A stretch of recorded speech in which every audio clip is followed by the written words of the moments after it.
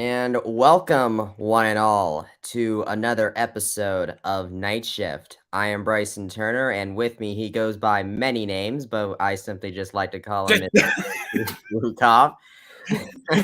and Don't encourage Jeff. uh, I wish we were talking right now under better circumstances, but MG I think kind of sums the mood up really well. My disappointment is immeasurable, and my day is ruined. I mean, we had an early start on the day, getting kickoff at 11 a.m. And yeah, we still have a pretty good long rest of our day where we kind of have to live with this as UCF had lost to Navy 17-14, losing it to the midshipmen for the second consecutive season. And this time it was on senior day, which I have to imagine is a pretty major blow for a lot of people in the UCF community. Andrew, how you feeling? Well, I mean, I have to put a little asterisk next to it because I'm not in Orlando. I'm on location up in Ohio, and I get to have my favorite pizza growing up tonight. So what better way to drown something bad happening than with really good food? Yeah, that is true. I definitely need to get a good dinner plan going. Luckily, I have plenty of time to do that.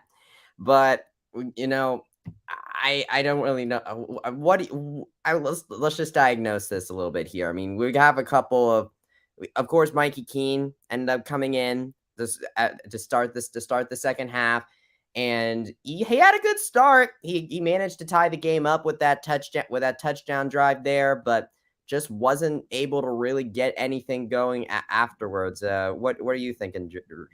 Well, you look at the overall body of work.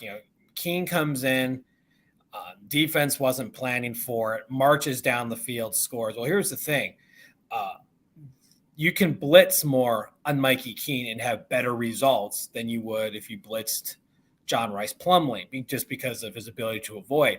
And they started to. They did some blitzing against Plumlee, but they ramped it up against Keene, and it worked. It worked real well. And John Marshall, 4 sacks on the game.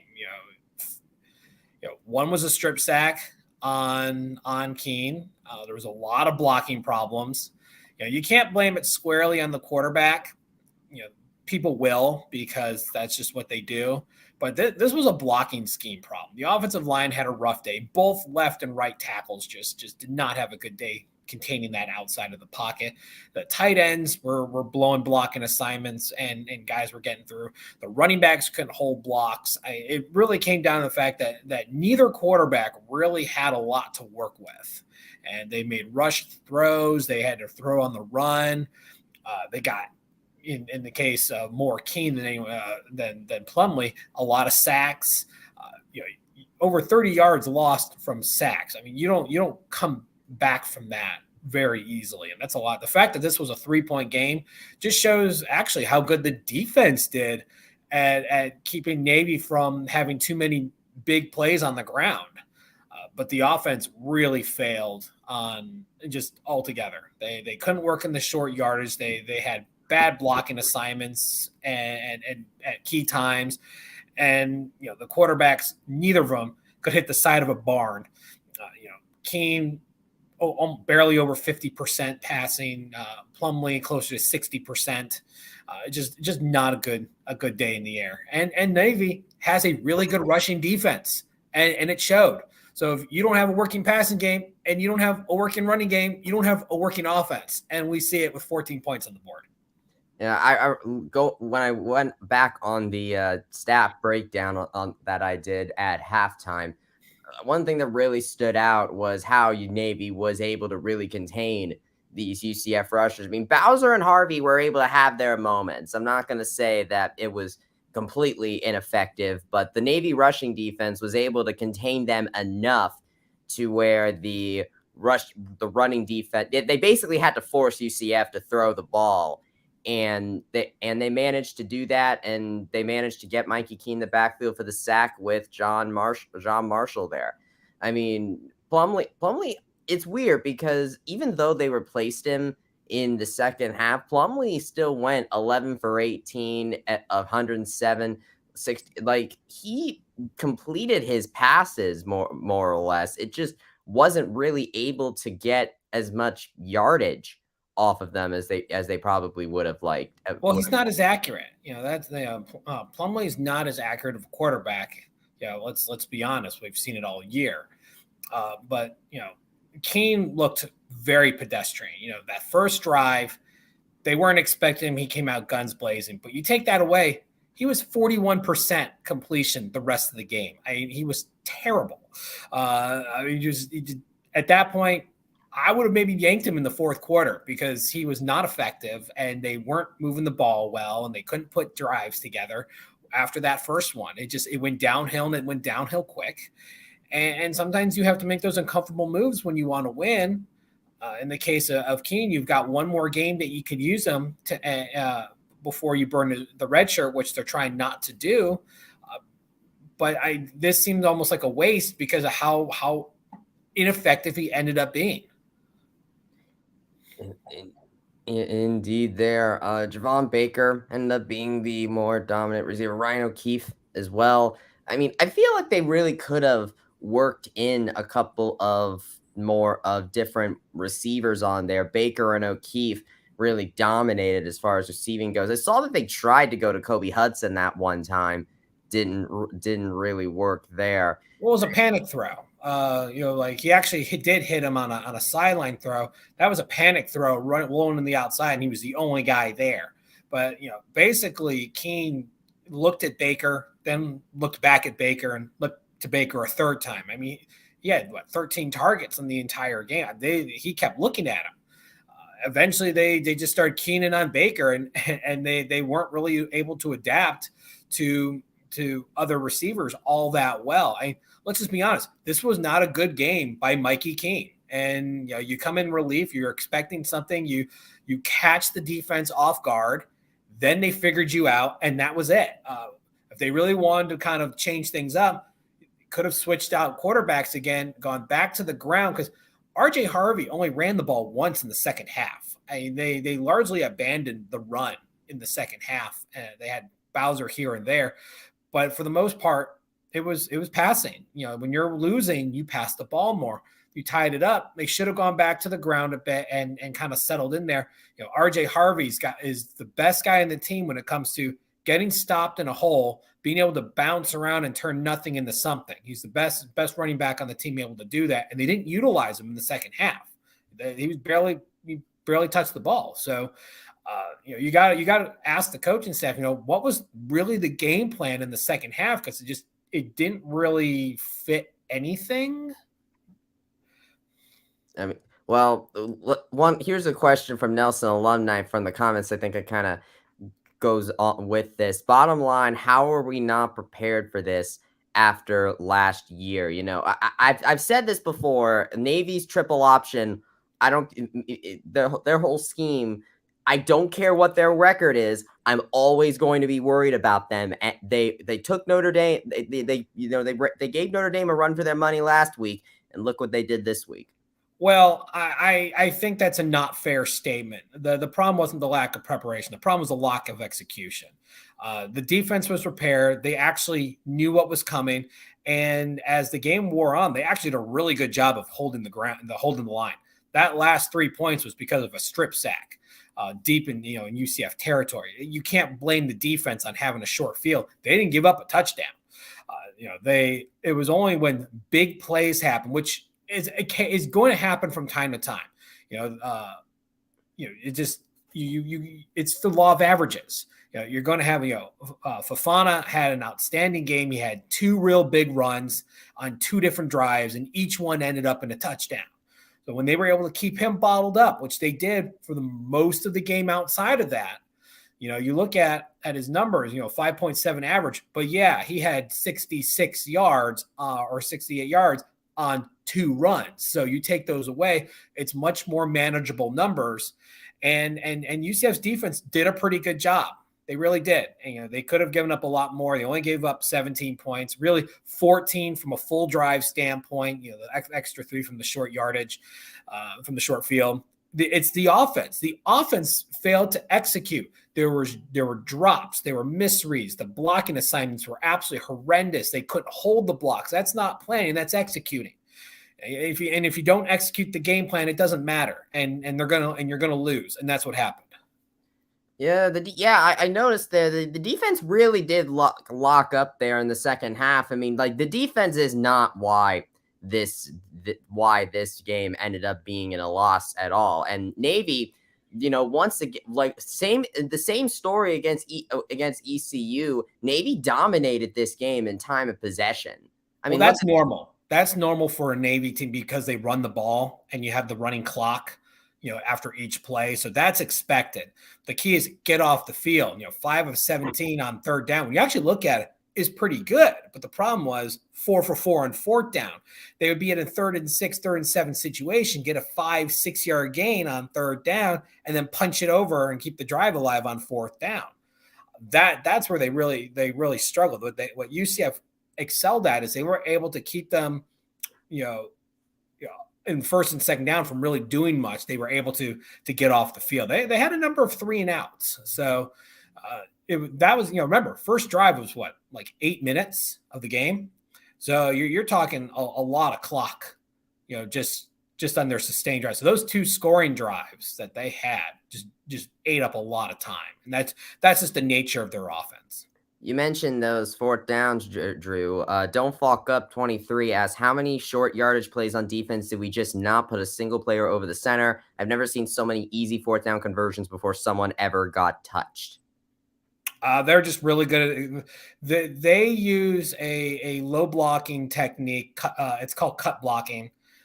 They changed the rules that disallowed receivers, tight ends, and running backs from doing it, which is actually caused Navy some issues at adapting. But the linemen can do it. If you go back and watch, you'll see them do it where on a snap, they'll go low on rushers, go towards their legs instead of going up. And that forces the linemen to kind of move back a little bit to protect their knees. And that gives you all the room you need to get that push, to get that fourth down conversion. Fast Luck Style asks, did we burn Mikey's red shirt? I thought he only played 2 games before this. Yes. Yeah, no, you have 4 games that you can play before the red shirt's burned. This was game number 3. He has 1 more game that he can play and keep the red shirt. If he plays 2 more, it's gone. Now, does that include a bowl game? Yes, that includes a bowl game. All right. So really, then you mentioned it was about you kind of wasted it. And I kind of see why you would say that there, because having Mikey Keene, now maybe they won't need him for the USF game. I mean, it's USF, but having that extra cushion there, because you don't want to burn Mikey's red shirt, having that extra cushion there if you need him, if for some reason something happened with JRP again, it's certainly not fun to just have the struggle that Mikey Keene had today, and then if you need him later, he's coming off of this performance there. Don't Falk Up 23 asks, can someone explain the tiebreaker thing now for conference championship game? Yeah, let's go ahead and do that. All right. So this is where things get a little fun.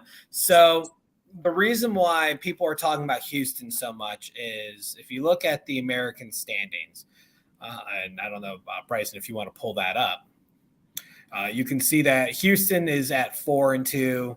They still have a game to play today against East Carolina. You have Tulane, Cincinnati with 1 loss. Obviously, UCF at 2 losses. This hasn't been updated to reflect the standings. So the way the tiebreakers work, first tiebreaker is head-to-head. So if Houston loses and gets that 3rd loss, then UCF would have a tiebreaker against either Tulane or Cincinnati, whoever ends up losing next week. So that they would have the 1-up. However, if Houston's in there, now you have a 3-way tie, and you start looking at CFP rankings and stuff like that. And that's where UCF will likely not win against a Cincinnati or a Tulane, just because they're going to get knocked out of the rankings, and chances are whoever loses Tulane or Cincinnati will likely be ranked ahead because of the fact that both schools are ranked going in the game. This is a bad loss. This is a loss against was a 3-win Navy team. So UCF is going to be looking up rankings wise to both Tulane and Cincinnati. So if you get the 3-way tie, the rankings are what matters, no longer the head-to-head. UCF is going to probably lose that. But if Houston's out, it's just a head-to-head. UCF has the tiebreaker with both schools. So that's why Houston losing is such a big deal. And if UCF won today and Houston lost, UCF would have clinched a spot in the American championship game. Now they have to win next week and get a little bit of help.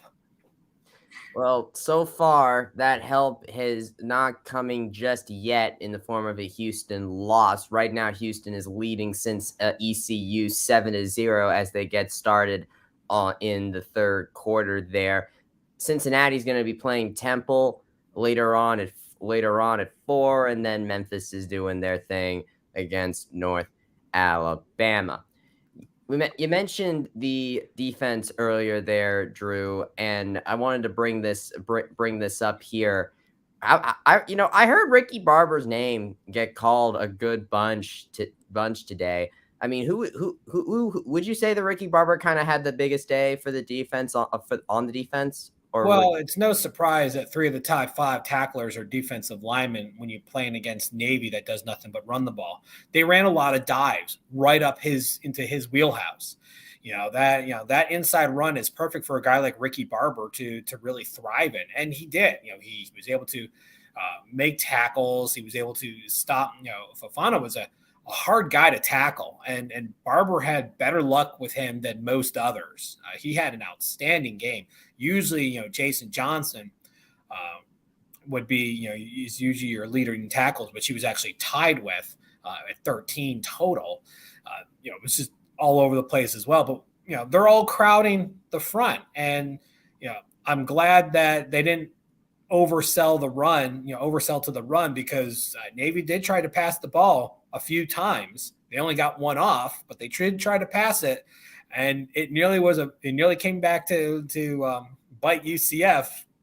If they threw it a little bit earlier, that was a touchdown, and thankfully they bought Devontae Brown enough time to make a play. But your defensive line, you're expecting to sell for that run, and after the couple of sacks, they just immediately abandoned it. They had the lead, milk the clock. So and that's what they do in the fourth quarter. Look at what they did to Notre Dame. Look what they did against UCF last year. They put up points. They wore down the defense in the fourth quarter. That didn't happen this time. UCF's defense held their own throughout the fourth quarter. It was just towards the end they were able to get those fourth down conversions. But again, that's also because the offense couldn't stay on the field long enough to actually do anything. So I mean, you couldn't have asked the defense to do any more, other than find a way to create a turnover. They did everything they needed to do. They left Navy in a low scoring situation, and Navy's defense rose to the occasion. They had a great strategy, and John Marshall just went absolutely hog wild, and UCF had to answer for him, and then put in. They did the quarterback switch, and Mikey King got fed to the wolves. He didn't stand a chance. Do you think that they should have put John Rice Plumlee back in? Oh, I absolutely would have. I would have put him in the fourth quarter. It was obvious that the shot in the arm that Keene brought wore off, and the adjustment on the fly that the Navy defense did was working better against Keene than it was against Plumlee. I would have switched it back up as we went into the fourth quarter. It would have thrown off the defense just enough that you may be able to spark a scoring drive or something. They did not. As a result, it stayed flat for the most part outside of a little bit in the fourth quarter. They almost got a full drive together, and then it fell apart, and that was it. Yeah, Mikey King kind of gave that shot of momentum when he first came in at the beginning of the second half. Maybe putting Plumlee in could have recreated that there. Would you say that this year's Navy loss hurts a little worse than last time? Oh, absolutely. There was more riding on the line here. You look at last year, it's a team that the expectations fell apart. They weren't there anymore because you lost your starting quarterback. You have this freshman who you don't really know coming in. Expectations were down. It's like, well, that's the season. It's over. Now, this year, you're looking at a conference championship game opportunity, a potential opportunity at the New Year's Six Bowl. Pressure's on, and it did not go well. Brian Peterson's asking, UCF's O-line should be much bigger than Navy's. How is it that Navy seems to bully our O-line all day? Well, UCF's O-line it's never been all that great. They put together a few good games, but for the most part, it's been a much maligned group that has gotten progressively worse every year since 2017. It's not, it's not what everyone thinks it is. It's just not a great unit, and they were being outsmarted. They brought in a couple of tackles off the transfer portal. I would give them a C+ at best as far as how they've ended up. And, an offensive line is as good as its weakest parts. And those tackles struggled. They had a rough day. And they were able to take advantage on those outside rushes. I mean, those outside rushes, I noticed that, honestly, the most egregious of tackles to me in the backfield there came when the tight ends were on the blocking scheme, because I think on that fumble, for instance, a tight end was the one that missed the block on the midshipman player that forced that fumble. Do you think that that the tight ends in the blocking scheme kind of contributed? Because I know you're talking about the tackles a lot. Was it more about like just the tackles, or do you think the tight ends kind of? Oh, it's everybody. The running backs had a rough time too. It wasn't just one position group. It's blocking as a whole. Yeah, use it as a very general term. Just blocking in general was really what was killing UCF. If you don't buy enough time to make things happen, things aren't going to happen. Period. And it wasn't, the tight ends had a rough day. Alec Holler had a rough day. Marjon Marsh had a rough day. It wasn't good. That's one reason why Isaiah Bowser was on the field so much, is he's the best blocking running back on the team. So they needed his work. And even he had struggled at times on some blocks. He didn't have a perfect day. But when you look at it, you expect guys who are larger, your tight ends, your tackles, to be able to at least bump a guy before he comes in. On two occasions that ended up causing either a sack or a bad throw. I look at the throw by Plumlee towards Harvey that was kind of a wounded duck that Harvey dropped. The right tackle blocked in and ignored the guy on the outside who ran right at the quarterback. So he was unabated. And then on a sack in the second half on Keene, same thing happened on the left side. Left tackle covers the inside gap. Outside guy has a clear path to the quarterback and takes him down. I know as offensive linemen, we're taught, make sure your inside gap's covered, but that's a lack of communication on the line of being to say, okay, I've got this guy, you've got that guy. You can't let these outside guys that you can tell are rearing to run in. They've been doing it all game. If they're looking like it, you've got a plan for it. And if it's a blocking situation, you got to take a step back. Create the pocket, make the rusher take the extra step towards you instead of immediately going to the inside gap and then leaving the outside completely open. Well, this is Night Shift. We're talking after UCF fells to Navy 17-14, and we now are being joined from the stadium by a pair of our fellow Black and Gold Banneret crew. It's the student of the game, Kyle Nash, and Eric Lopez, finally back at the bounce house for the first time in a long time. I wish you'd have a better result to talk about today, Eric. But how many years, Eric? Since 2019 South Florida game. They may not invite me back after today. Although, for the record, I was here during 17 and 18. So I have some equity there. But, no, obviously not the greatest circumstances. Kind of a stunner there, losing this game to Navy as a double-digit favorite. Cost yourself basically home field now for the conference championship game. And, you know, Kyle and I have been talking about. I mean, there's a shock locker room right there. You can sense a bit of a shock, 100%. right, Kyle? 100%. I'm going to put this more on Drew being in Cleveland than you being here. You know, That's true. Thank you. But you know, here's the situation with the offensive line, Drew. I can't entirely agree that it's all that. Let's be clear about one thing in particular. We saw panic setting in the second half, and we saw officially, by the way, like John Rice Plumlee, which you started throughout the year. You deal with the defensive front that takes advantages of the mismatches.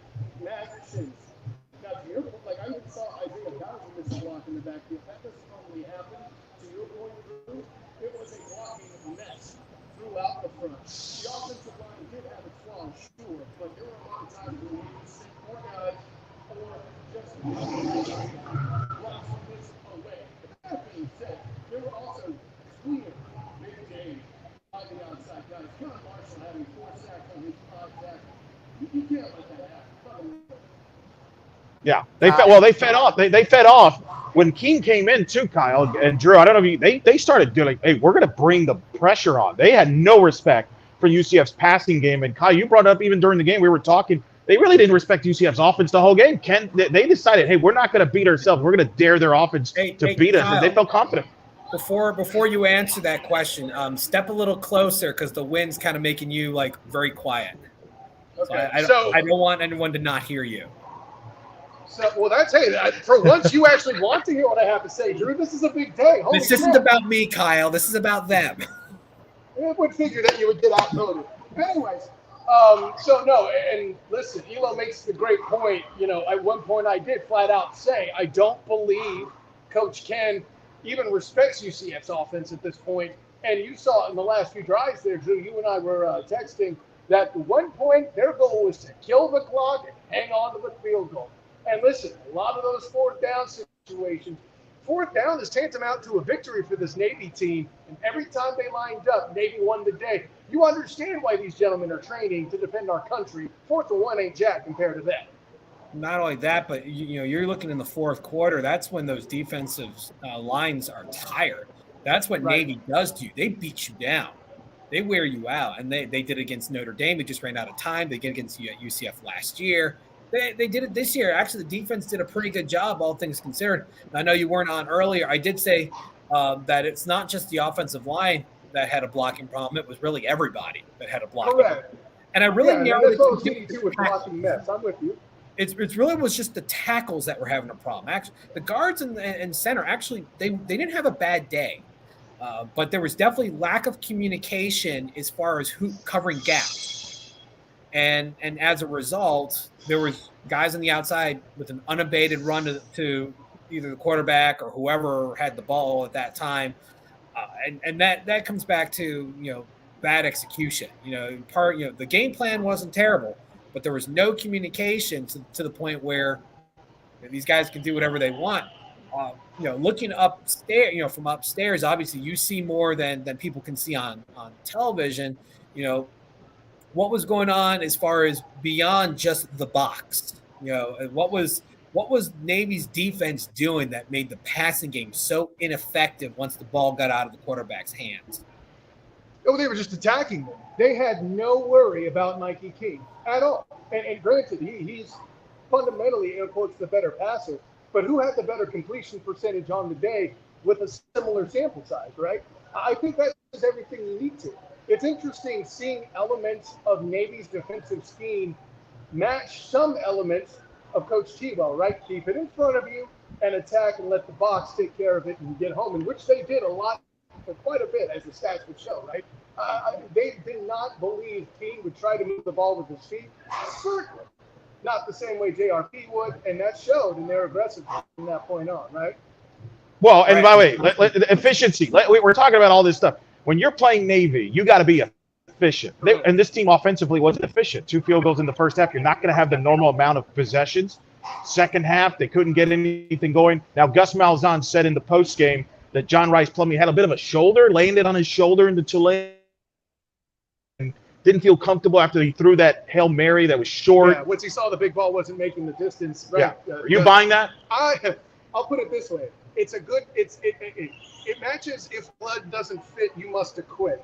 It's a heck of a defense. This is Chewbacca. He is a Wookiee. What is a Wookiee doing on Endor? But the difference is this defense makes sense, Drew Bluecoat. That's what I'm trying to tell you. How am I supposed to respond after that? Thank you. No, I don't want that. I get rough. But look, this offense wasn't efficient, and Navy, give them credit too. They schematically had a really good game plan. UCF couldn't solve the issues there with Navy's front that you guys talked about, and it's just a disappointing loss. There's just no other way of putting it. I mean, this was a chance to win this game, to set yourself up with a win against a team that only has one win against Howard, and you're hosting the conference championship game. Now you're going to be on the road more than likely as soon as Cincinnati takes care of Temple. You're either going to Tulane or Cincinnati. And now the question, guys, Drew, what do you do at quarterback? Oh, that's a very good question. I mean, at that point, you almost have to go with Plumlee, unless something really happens. You know, you've used up game 3 of 4 for the Keene red shirt, and I know the coaching staff has made a pledge to try and maintain it. So unless Plumlee is legitimately injured and can't go, you have to go with him going into South Florida. That would actually, I think the opponent will dictate that too, Elo, right? If Tulane's coming out, we saw how effective they were on the ground. I see opportunities there for Plumlee to do the same. Maybe you can definitely see a situation where Plumlee will be given an easy pass opportunity. But give credit to Navy on another thing. The way they covered this receiver core wasn't to give them a lot of space. And on the rare occasions they were, the swarm came down. Again, very disciplined group. But hey, Anthony Montalvo promises us that on the Monday press conference. Now, I asked Kyle, Drew. I asked this question of Drew, and I want to ask this to you, Kyle, Elo. Sorry, I'm so used to saying Kyle and Drew at the same time. Wow, Drew. Now I'm Drew. We've changed roles here. Holy smokes. So how you turn this table. Would either of you have put John Rice Plumlee back in the fourth quarter? Because that's what Drew thinks Gus should have done in this scenario. Yeah, well, and then again, that depends entirely on the health thing and how legit that is. If Plumlee's shoulder is bad, like we're talking about 100%, he stays off. However, I was wondering where the change of pace was myself before I had this information in the post-game presser, right? I'm 100%. Elo and I talked about it 2 weeks ago when we did the pod, and Eric was filling in for Jeff Sharon, right? We both said, actually, Eric presented it first, in fairness, that a 2-quarterback system isn't always ideal, but for this team today especially, it made sense. That's what I would have done. I would have brought JRP, not necessarily to take over at quarterback, but I would have played both. They're clearly bring different aspects to the game. And I think they did miss JRP a little bit there, and they could have used him in the running game fourth quarter. But I think the problem is, I mean, Kyle, there was a loud boo after the JRP interception. At the halftime. Right. Can you imagine if they take Keene out and bring JRP? I think that crowd would have turned. I think it would have. I'm not saying that influenced the decision, but I was surprised by the negativity after the interception on the JRP thing, and crowd, because the momentum changed when Keene came in. You could sense the positive energy came back in the stadium when Keene came in. So I would have played both. That's been my crutch, as you mentioned, for a while, but I don't think he was going to bring him in the fourth quarter. I think, and in fact, Gus even said in the postgame, they felt to win this game, they had to throw the ball. And it didn't work, but it didn't work. No, it didn't work. Well, Jim John proposes this question: why didn't JRP or Mikey Keene run? Because he said that talking about throwing the ball, but you have those not necessarily designed quarterback runs. But I mean, we didn't really see John Rice Plumlee scamper as much as I kind of thought he did, especially when he scampered so well in that Tulane game. I was going to say some lines like they did run behind the line of scrimmage.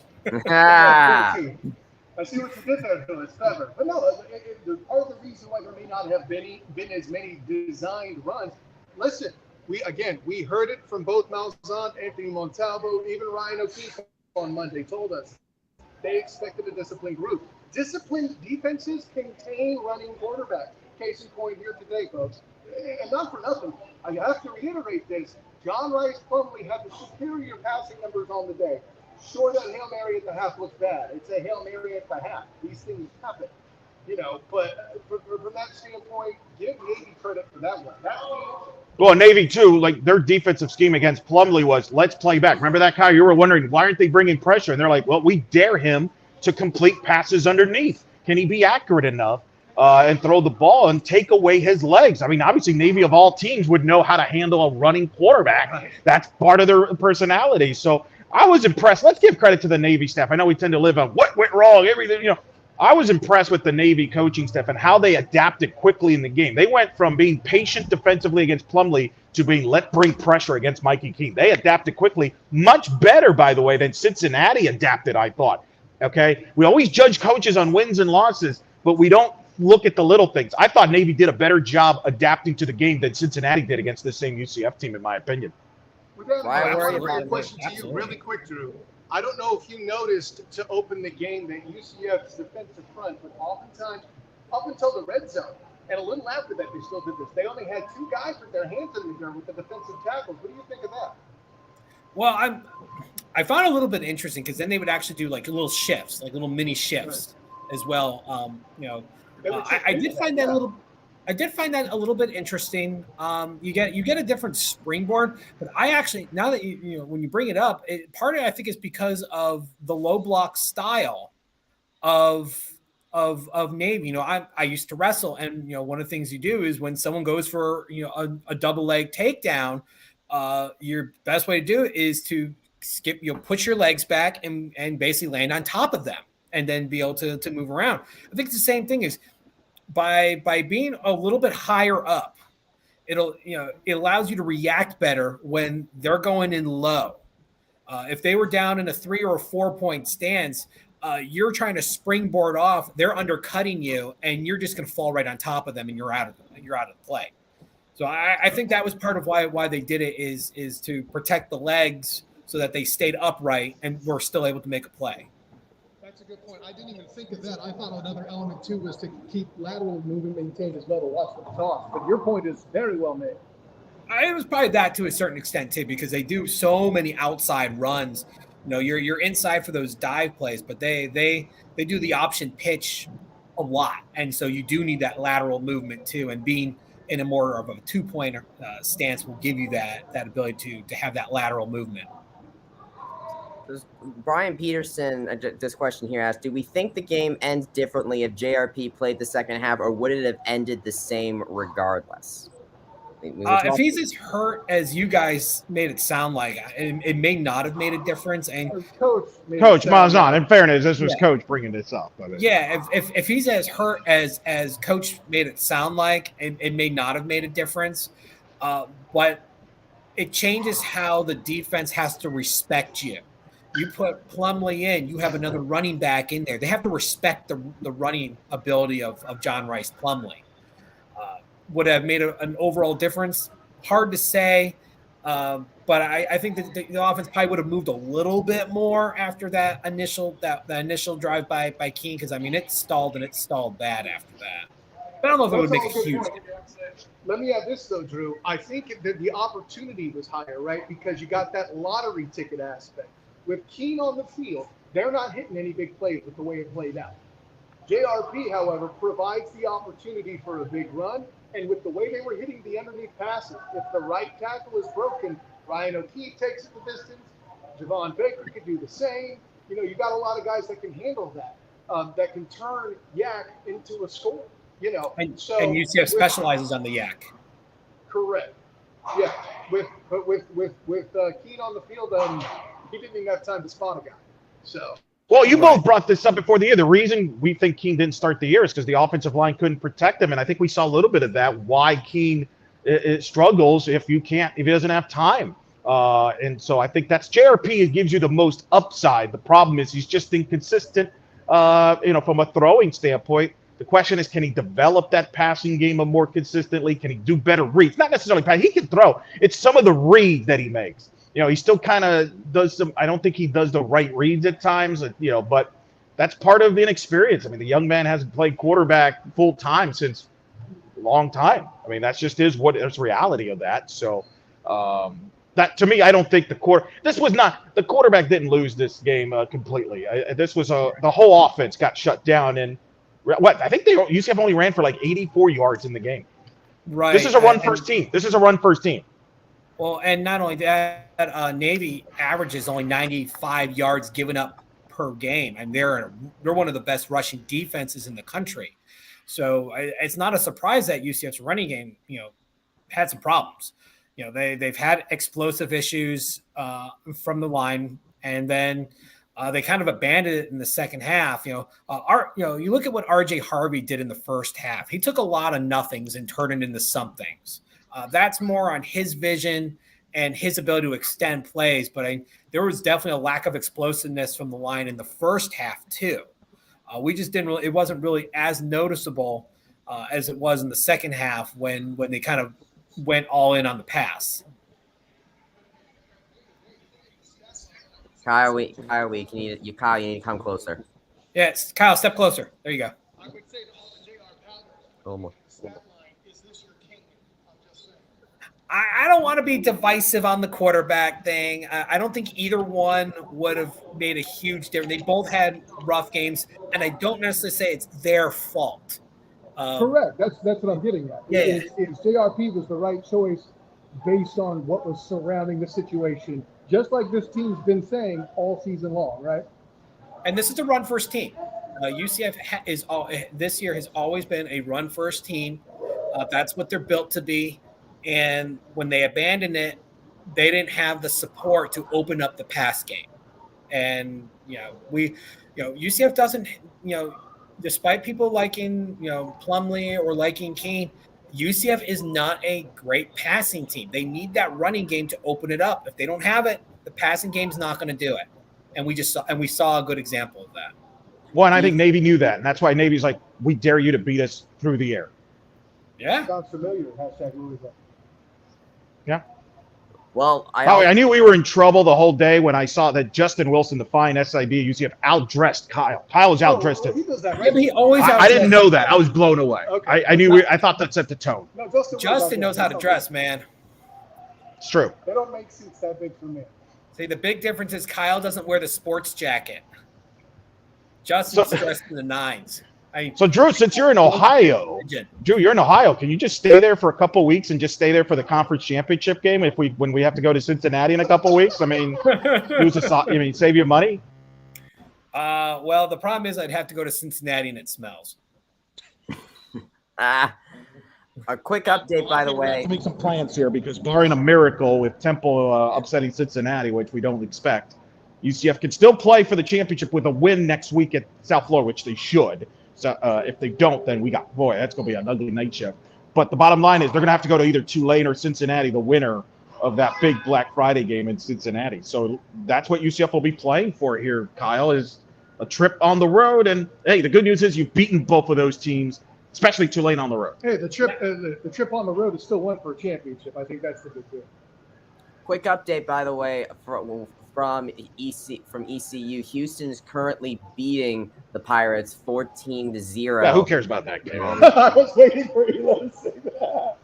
Yeah, ECU's playing I don't even know what bowl game did we project them to? Boy, our bowl game scenario just got, yeah. Hey, do you mean the bowl projections that are on blackandgoldbanneret.com, fellas? Bing, ding, ding. That's correct. Where's the Bing? We're just going to have a massive makeover after today. Yeah, they're going to be in the Bourbon Bowl. Bobby Boucher. Anyways. Oh, man. I mean, That's crazy. It was a beautiful day for football. That's the unfortunate thing. Yeah, I mean, it's a great day for football here. It's about 28 degrees. We're looking at lake effect snow tonight, potentially up to 6 inches. It's not Buffalo. Bryson, can you find some comments? I'm sick of this snowbird complaining about the cold after he's driving it up. I happen to like it. Thank you very much. #you problem. Bryson, skip this guy up. Yeah, how are the people coping right now, Bryce? How are the people? What are they saying? The people are not happy. I mean, it's Navy. Slight understatement. It's Navy. I mean, I think that, I think part of it is they don't really know what to do with the John Rice, Plumlee, Mike Keene situation right now because both quarterbacks didn't really work out in this game. And I mean, Mikey gave him something in that first drive. That first drive was really well done, but they just couldn't sustain it through the rest of the game. I mean, I think I saw one comment earlier that was kind of mentioning how this inconsistency sort of makes it really hard on the fans, because I mean, we actually saw this, Eric, in men's soccer this season. We saw a team that beat some of the higher, ranked teams in the American, like FIU and Charlotte. Charlotte was ranked in the top 25 in men's soccer, and we're kind of seeing that sort of style happen here. But that's what happens when you have two quarterbacks that have flaws. But you're losing to ECU and Navy. Yeah, but that's what happens when you have two quarterbacks that are flawed. I mean, they're flawed. I mean, This is not Mackenzie Milton. Hate to break it. This ain't Blake Bortles. This ain't Dante Culpepper. You have a young quarterback in John Rice Plumlee that is still young. This is his first year starting in a while. And Mikey Keene showed today he has his limitations as well. These are two quarterbacks that are limited. Things have to go well for Mikey Keene to be successful, or JRP and around them, and some of that did not happen today, Kyle. That's an element too. I would also add in, though, it's been more about matchup problems, right? The receiving core for ECU being particularly good, the line being completely outmatched for Louisville, and now the scheme for Navy perfectly attacking the fact that the UCF is a run-first team and daring them to throw. So I think this is a matchup issue. People will see it as an inconsistency, but the truth is, this team was built to battle big teams. Credit to Gus Malzahn. That's how you should recruit overall. But at the end of the day, you've got a team that's relying on a gimmick or a particular thing they do incredibly well. In the case of ECU, passing the ball very well. In the case of Louisville, having an outright athletic freak at quarterback. In the case of Navy, having discipline. Those are pieces where they're not a great talent, but they're really good at a particular aspect. And when UCF had to push their chips into the table to challenge that, that's where the struggle. It's not about how good a team is or isn't. It's how good they were at stopping a particular strength. What Kyle is really saying is, don't expect Terry Mohadra to call Navy for a home and home anytime soon. I don't expect that anytime soon. All right, which is a shame, because Annapolis is beautiful. It's a beautiful place. Eric, you are getting absolutely blasted. Yeah, I was going to say because you've dismissed the East Carolina-Houston game, which is actually a really important game for the standings. Okay. Yeah, and go ahead. You want to expand? I mean, yeah. Well, I mean, we've mentioned it before, but we'll mention it. If Houston ends up in a three-way tie, which if they win out, they would do with UCF and whoever. The head-to-head tiebreakers that UCF has over Tulane and Cincinnati go out the window. And then it goes based on rankings. And due to UCF's bad loss and the fact that Cincinnati or Tulane, whoever loses that, is going to be losing to a ranked team. So they're going to actually have better status. It will ultimately knock UCF out of the conference championship. Yeah, but they did this to themselves. That's why I'm not like that game still matters. That's what you're. It does, but here's a good question, Drew. I think the New Year's Six is out the window now. It's not about the New Year's Six, about getting into the conference. Oh, I think there it is. No, I disagree. I don't really think anybody's going to be excited about playing in, blankety blank Motor Bowl, whatever. That's a big disappointment. This was New Year's Six or bust. It was New Year's Six or bust. That's that's for everybody. That's your stance, and we've blasted you many not times. My stance. Hold on. Your stance. You play for a conference title. It's what you control. Hold me back, Kyle. Hold me back. The therapist, as I often am for Jeff Sharon and Eric Lopez. I will do that here. I think both of you are right to this degree. The conference championship is essential for New Year's Six either way. If we're having that conversation that UCF may not even participate, based on what you're saying, Elo is just as right as you are, sir, because it does start with the conference championship. 100%. Both of you have elements of the argument that are completely accurate. The bottom line is you should not have come to this. This was self-inflicted. So I mean, it is what. But it's cause and effect. The part that's the part you control is go in your conference.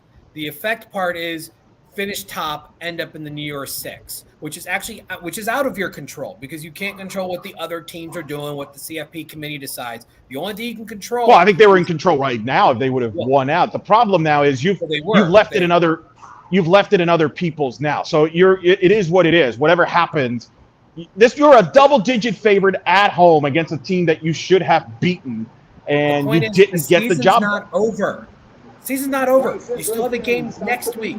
You still are in the hunt. I think I think a portion of this fan base believes the season ended today. It doesn't matter what the fan base thinks. They're the customer. They're the customer. Can you smell what the stat boy is cooking? They're gonna play that game. Did you just go rock? Show up or not. Rock. Yeah, he You did. both went rock. All right. I can appreciate that. Yeah, it doesn't matter if the fans agree about the conference titles or not. That's what the coaches and players are going for. That's what the school is going for. You don't just give up because some people got upset because they lost the game. No. There's nobody saying that they're giving up. No, you're telling me to care about a football game that's going on elsewhere right now, where we're in the stadium here after everybody's stunned on the field. Like, I mean, it should never have come to that. Like this, they're going to get what they deserve, whatever that is, and hopefully it's a conference championship game appearance on the road. But there will be people that will be disappointed if they don't end up in New Year's Six, even if they win the conference title, because that's the standard here. We see it on the field. They show off the New Year's Six bowl. That's a big deal. That's a lot, The standard. They've only gone to that in the CFP era twice. I mean, it's not like it's a regular occurrence. It's hard to do. Winning. So you're saying you're fired up for the Military Bowl? Got it. Hard to do. I'm happy UCF goes to a bowl game at all. Eric, you've been to bowl games. There's 80 bowl games. It ain't that hard to go to a bowl game. Let's not act like this is some monster achievement. Go ask some of those blue blood schools like Texas or Nebraska how it feels to not go for a while. It eventually starts stinging. Did Vanderbilt end up winning that game? They were winning last time I checked. Former UCF verbal commit Mike Wright quarterbacking Vanderbilt there against Florida. Yeah, last time I checked, they were winning, but I haven't seen. They were up 28-12. We were talking there in the post game there, scrum there, with Beatty and company. We were following that game closely. No, look, I get what you're saying about the ECU Houston game, but I mean it's out of your hands. That's the problem. So you kind of you could hope for it is. I don't think people are going to feel better because okay, cool. Well, they're right now. A lot of people are disappointed. It's to know where they're at. That's where it comes down. You have to know, okay, well, that game matters to UCF standings. Okay, so they have to keep an eye on it. Obviously, you didn't want to come to that point, but you still have to do it. I mean, it happens in pro sports all the time where you're on the fringe of a wild card or something. You have to watch another game and see that how it ends. It happens in sports all the time. It's unfortunate that UCF's stuck in this position. They have this week, and then they have next week against Tulsa, Houston against Tulsa. You have two chances for Houston to make a mistake, but they got to do it. And with Houston, that's possible. They're wacky. It's Houston. Do you think? Let me ask you this: me and Kyle were debating it. Do you think they stay in the top 25 in the playoff poll after this loss? Or do you think they drop out? You think they drop out? I agree. They're going to drop out. You lost to a three-win Navy team. Yeah, you're out. By the way, I remember. Oh, that's right. It wasn't you. We were arguing. It was Trace. It was it Trace? Yeah, it might have been Trace. We were arguing. Whatever. Yeah, they're not staying ranked after that. Bryson, go ahead, man, please. I got the update from Vandy, Florida. Florida has the ball, but they're down 24-31 with 46 seconds left. So it's do or die there for the Gators. I have a question for the both of you. I wanted to ask what do you think stood out the most from the post-game presser to you? Whether it was like how Gus addressed this or how one of the players addressed it. What stood out to you most? They were ready to get out, honestly. What was it? There was like a little. They even didn't stick around for the alma mater, right? There was the chatter. I guess. Well, if you want to be the hot jock and focus on that, that's fine. It's not really where I live, but hashtag I said it. But they were looking. I mean, each guy was looking to get out, except for maybe Ricky Barber. He was trying to give uplifted answers, just for the sake of kind of staving off the negativity. Frankly, that was his coping mechanism. But this group was just obviously disappointed. Granted, everybody there did acknowledge that the defense held their water for the most part. A lot of tribute to them. I know in the fourth quarter it may not have gone as well as some of the fans would have liked, but goodness gracious, you got the time of possession. Tell the world, how long Navy had the ball. 39 minutes and 36 seconds versus 2024. That should tell you everything you need to know. By the way, Navy, I'll give you this stat. And Navy 5 of 17 on third downs, 4 for 4 on fourth downs. That's And that's that defend the country resolve we were talking about, boss. that puts him at 9 for 21 on third and fourth right. downs. Yeah, So, and the truth is, you look at how they did this in the second. You look at how they did in the second half on third down. I mean, UCF did a great job of shutting them down in the second half on third downs. They were, let's see, what are they? They were 0 for 8 on third down in the second half. The problem is on those 3rd and 5, 3rd and 6s, they'd give up 5 yards on third down and they'd punch it in and convert on fourth down. So they did a great job on third down defense. You really couldn't ask for more from the defensive side. You really couldn't have asked for more. I agree. 17 points. I think he would have taken that at the beginning of the day. 17 points. Yeah. Yes, the field goal was on a short field situation. That was the best of a bad situation. You only gave up 3 points. Other than that, you really couldn't have asked for more. The only thing you could have asked for was a takeaway, which they didn't get. But they didn't have sustained drives. Navy didn't. I think one other big. Well, that doesn't in the first one. Go ahead, guys. I think another big aspect that talking about is the red zone offense, because I think what's really getting me, and I think that if we're going to talk about as far as just pure scoring and what got us to where we were, it's that Navy got 2 touchdowns in their first 2 red zone trips, while UCF got 2 field goals. I mean, I think that you need to get into the end zone if you're. It's all about efficient. Yeah, being efficient. Being efficient. When you're playing a team like Navy, you're not going to have the normal amount of possessions. You've got to be efficient. UCF wasn't. Navy was, especially in the first half. And because of that, you're playing under Navy's terms. You're playing chasing them instead of from ahead. These are 2 teams that play well when they're ahead, not from behind. That's clear. Navy dictated tempo. I think that's absolutely. Yeah, and you expect them to have high time of possession. That's just the nature of their play because of the constant running. So as a result, you have fewer possessions. You said, Eric, they got to be efficient. Got to make those possessions count, and they didn't. Yep. Would you say that efficiency kind of plagued this team with ECU, or was that more of just the turnovers? No, that was insane. Well, ECU was more of a large scale. Forget it. Yeah, you can't do that. This was actually a pretty clean game by, as far as turnovers and that kind of mistakes, whereas ECU was about, they could move the ball against East Carolina. They just kept turning the ball over once they start driving. Different problem. This one is they couldn't even get the drives moving. It wasn't about protecting the ball. Right. And listen, for all that I'm being quoted as saying this looks like this had trap game potential on it, I don't think this was a psychological letdown either. They took Navy seriously. I don't think there was any element of lackadaisical approach. I think once again, the tough part is that face the offenses that you do, and the word the coach found out on Monday, no offense looked anything like the previous teams coming into this. So having to prepare for that, yes, I know they peppered in preparation throughout the year leading up to it, but this is still a challenge to try to stop everything and completely change your style and be incredibly technically sound at it.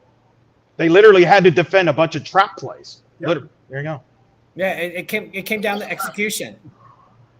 Yeah, bottom line, execution. It's all deal. Give Navy credit. They executed just enough better than UCF did.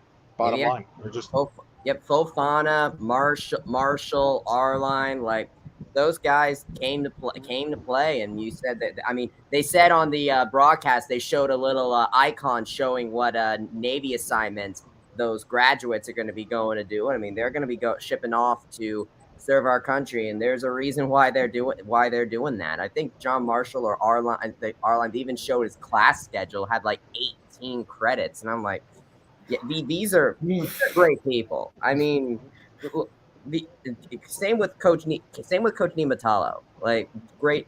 They talked about how the team was focusing on belief, and they really believe in each other. They're going to be going and serving in the military together. You gotta do that. By the way, Kyle, Nelson Alumni says he still couldn't hear you earlier. Just wanted to make sure you had that. But what do you do now? Because there obviously, from what you're talking about, the post-game environment was very dejected. I think that's really the apt word to describe that atmosphere there in the post-game. You're going up against USF now. Do you think this is just one of those scenarios where they're just going to kind of, take today's loss and then move on, because then you have that rivalry game at Tampa there with only the win against Howard? Or what? Talk about how important it is to kind of turn the page going into this last matchup with the War on I-4. Well, that's the one thing they said clearly. Is it's about beating USF and getting to the conference championship, not to get you two started again. But that's still the goal for the crew overall. Drew? Just win. Well, I mean, the truth is, it's a rivalry game. Weird things happen in rivalry games. Forget what you know about the team as far as what they've done outside of the season. Hit the reset button. You're both 0-0 going into that game, and treat it like that, because weird things happen in those kind of games. I mean, how much would you guys say Navy is unique? Because Navy, they have a very different offensive scheme from like the normal. They have that triple option look about them. How much is Navy kind of like its own entity? Well, I mean, they are unique. I mean, there's barely anyone who runs that kind of offense anymore. They used to have Georgia Tech. You used to have Ohio, who used to run those types of offenses. They're gone. It's a passing game now, and they've resisted the tides of time and continue to run a run-based offense, and it works for them. That's their style, and yeah, it makes them unique, because once they're gone, once Army stops doing it, then that's it. It becomes a fossil. I mean, I'll say this: like, I definitely think that Mohawk will definitely not be scheduling them for 1-for-1. I mean, we talk about how it's funny how we're going to not miss several people as we move on to the Big 12. I mean, you have Tulsa, you have Memphis, you have ECU a little bit, and then you have of course now you have Navy. I mean, we talk about. I saw the comment with the inconsistency. I mean, the season isn't over. I want to put that in perspective. But like, when you look back, because this season is now more than halfway done, how do you take stock of what this season is, where we gotten wins against Cincinnati and Tulane, but then these losses against ECU and Navy with some. The movie's not over yet. The season's not over. I don't judge seasons during it. I got to see how this finishes. This is a big bump. That's the point. Yeah, this is how do you finish this? Where do they end up? There's a lot of things, but this Navy game is not going to be one that people are going to get over for a while, though. Who cares about any of this if they do win the conference championship? Well, no, but it depends where they go in the bowl game, because there's going to be the people that say, if you would have just beaten Navy, we might be in Cotton Bowl. That's the problem. There's that but. No matter what happens, the rest of the way, there's going to be consolation prize. That's what I'm getting at. And they got to get over it, because it is what it is. Not many teams make it to those. Sports fans, we don't get over stuff. I still haven't got over the Dolphins losing to the Chargers in the playoffs in 1994. You're expecting people to get over a game this last today? Like, it ain't going to happen. That's because you're a Miami fan, and they're a whole nother breed of you a Mr. Cleveland Brown fan, Browner. I'm gonna use Mr. Brown. Oh, I got Ernest Biner fumbled. Oh, woe is us. Like, you're telling us to get over games. Holy smokes. We had a parade for going winless. We celebrated it. I'm proud of that. You can tell. I know. Yeah. We are proud of that. All right, we gotta go. We got stuff to do. We're gonna take advantage. It's an early afternoon. Kyle and I have a life. Maybe not. He does. Whoa! We are all about embellishing the truth. Don't go back to Ohio ever again during a UCF game, Drew. This is on you. We don't want outright lies here. We want embellished truths. It's not that we have lives. It's that we have other things to do. Now, nothing is something to do. Let's keep that in mind. Sorry, you guys had to go this Elo. You mentioned first time back at the bounce house since 2019. I'm sorry this ended up having to end with a loss right there. Not How's he worried? He's still worried about 1994, right? As a Dolphin fan, we don't have too many playoff games to be stressed about recently. You're as bad as the ECU fans, still upset that Marcus Crandall got his leg broken against UCF back in like '93. They're still mad about that. Yeah, you can't spell insecure without ECU. You really want to be lumped with those guys? Whatever. I'm not even going to identify this. I want to move on. Except I'm rooting for your Browns tomorrow. Me and Jamie say we're talking trash. Bills, Dolphins talk. I need you to beat the Bills. All right, help us. Well, it's because you hate Buffalo. Let's call it what it is. You hate Buffalo. All right, we got to go, boys. We got to go. It was great. It was great talking to you guys, and hope you have a solid rest of your day. Honor, joy, and privilege, but until next time, class dismissed. And that was Kyle Nash and Eric Lopez live from the Bounce House. Quick update, by the way. We mentioned ECU earlier, Drew. It's currently halftime in Greenville, North Carolina, and Houston is now currently leading the Pirates 21-0. Yeah, not so good. And I was actually hoping for Michigan to lose to Illinois, but they had looks like a last second possible win for the Wolverines. So, boo. Come on. I like chaos. Give me, I want things to go horribly wrong. Give me chaos, not this, expected stuff. Well, it's certainly chaos in the American at the moment. I mean, with UCF now having this loss against Navy, you're watching Night Shift as we talk about the UCF 17-14 loss against the Midshipmen. I mean, you have now Tulane, UCF, Cincinnati, and Houston now just kind of trapped in this kind of bottleneck at the top of the conference as we really get into this last week of the season here. I mean, what do you think? Do you think a conference championship will like smooth over stuff, this sort of thing? Because I mean, losing to ECU like we did earlier in the season, and now this, I mean, these kinds of losses sting. Oh yeah, I mean, especially when you have a talented team. But I mean, them's that you play the game 10 times and the different result will show up 9 out of the 10 times, and you got that unlucky one. I mean, that it happens. It's the nature of the beast, and what are you gonna do? You got for the team aspect, you got to move on to the next game. You review what happened, you learn from it. You plan for the next one. As fans, we're not required to do that.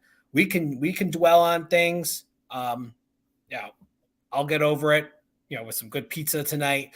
But everyone has, they're going to do something.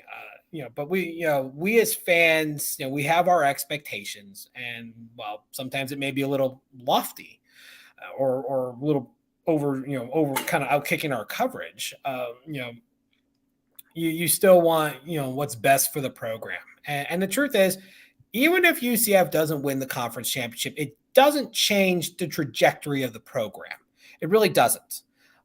They're still on the up. They're still moving up. They're still changing conferences. They're still going to get the benefits from that. Would it be great to put on, in the trophy room and, on the stadium? Yeah, it would be great. Is it required? No, it's not required. I think UCF's still in a very good position going into the end of the year, into next year. When they go into the Big 12, I mean, what happens in 2022 is really probably not going to change what 2023 recruits decide to do. I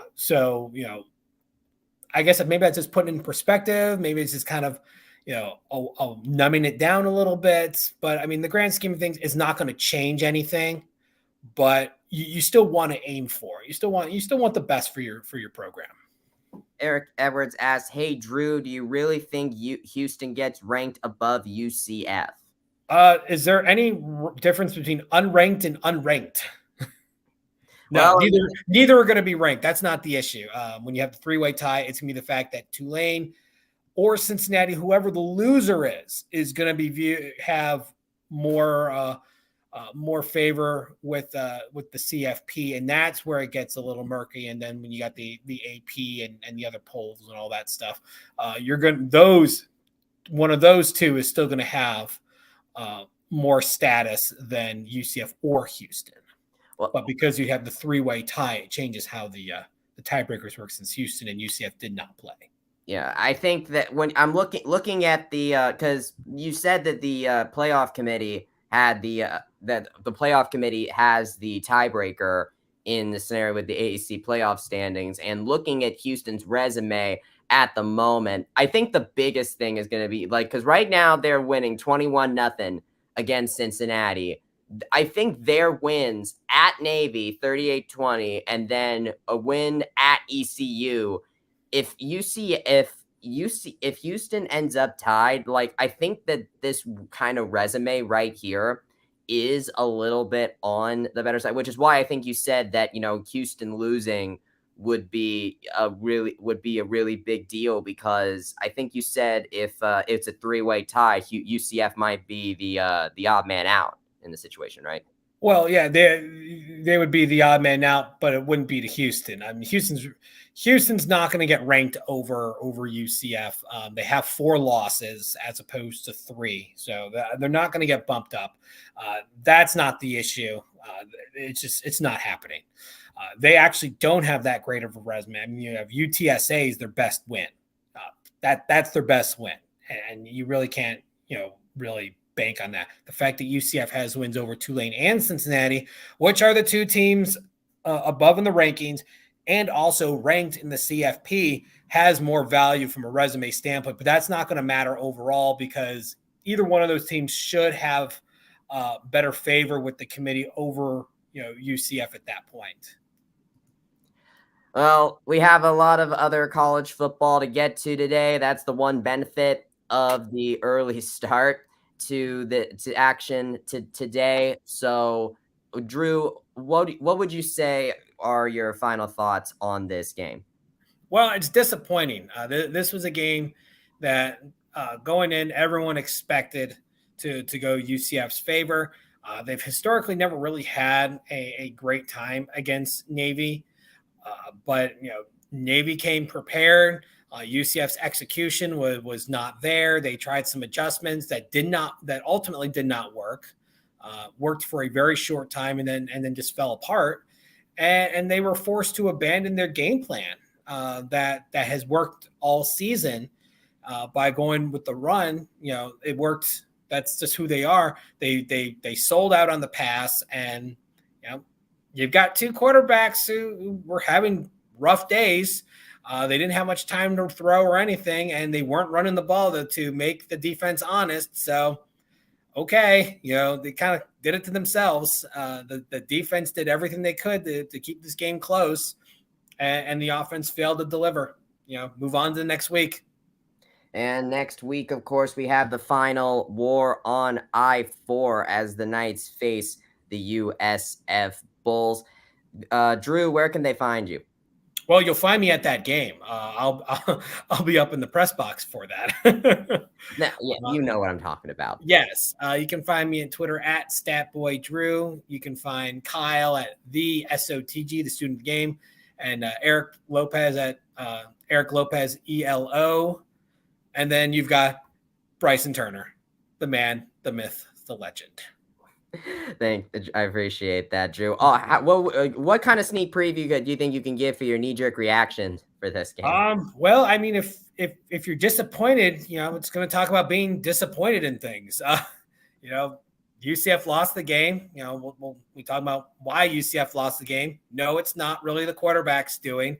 It was more of stuff going around the quarterbacks and a strategy. But at that point, it's got to pick up and move on and root for anyone to beat the Houston Cougars. That is very true. Right now, it is 21-0 at the half for Houston right now. And, well, next week is going to be a big one. Saturday, November 26th. The war on I-4 is here, Drew. Of course, people can follow you can find your knee-jerk reaction at blackandgoldbanneret.com once that is available. And of course, you'll find it on your Twitter as well. Drew has plugged all of our Twitters, mine, of course, being at It's Bryson Turner. You can also follow at all the Banneret crew at UCF Banneret _SBN as long as Twitter still exists next week. So you can also follow us on Facebook as well, and don't forget to subscribe to our YouTube channel where we have all the latest post games from around the world of UCF sports. I imagine that Kyle is going to get the post-game content from this very game up on the YouTube channel once he is able to. You can also follow our lovely photographers as well. Now you have Noah Goldberg at the Noah Goldberg and Derek Wharton at DS Warren, which at _DS Warren, where they have pictures from all over the world of UCF sports as well. They're great guys, and they were there at the game. So thank you all so much for joining us. I know it's not a fun experience to talk after a loss, but like we said, the season isn't over, and we have one more War on I-4 to get to next week. So thank you all very much for watching. Hope you have a nice rest of your day, and do what Drew is planning on doing. Get yourself some nice food for this evening. You said you were getting pizza, right, Drew? Oh yeah. I'll definitely be trying to do that as well, even though I am allergic to pizza. So that'll do it for Andrew Glukov. I am Bryson Turner. Thank you so much for joining us today, and we will see you next week as we get the final War on I-4 in the American Athletic Conference. That should be a fun one. Hope you have a great rest of your day. Go Knights, charge on.